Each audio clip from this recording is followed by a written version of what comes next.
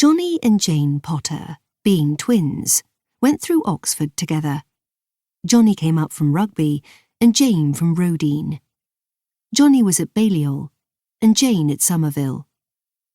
Both, having ambitions for literary careers, took the Honours School of English Language and Literature.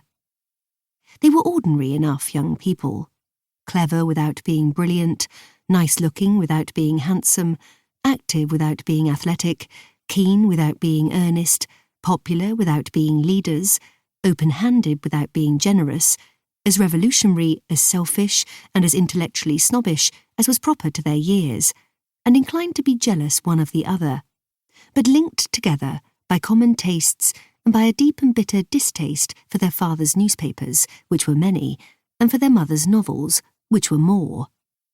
These were, indeed, not fit for perusal at Somerville and Balliol. The danger had been that Somerville and Balliol, till they knew you well, should not know you knew it. In their first year, the mother of Johnny and Jane, Layla York with Mrs. Potter in brackets after it, had, after spending 8's week at Oxford, announced her intention of writing an Oxford novel. "Oh God," Jane had cried within herself, "not that, anything but that." And firmly she and Johnny had told her mother that already there were Keddy and Sinister Street, and The Pearl, and The Girls of St. Ursula's, by Annie S. Swan. After the races were over, the girls sculled their college barge briskly down the river.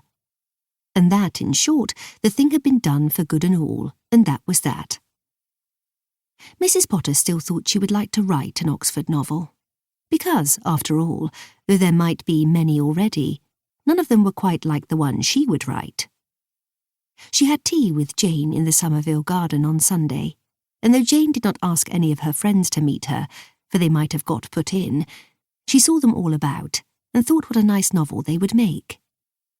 Jane knew she was thinking this, and said, "They're very commonplace people," in a discouraging tone.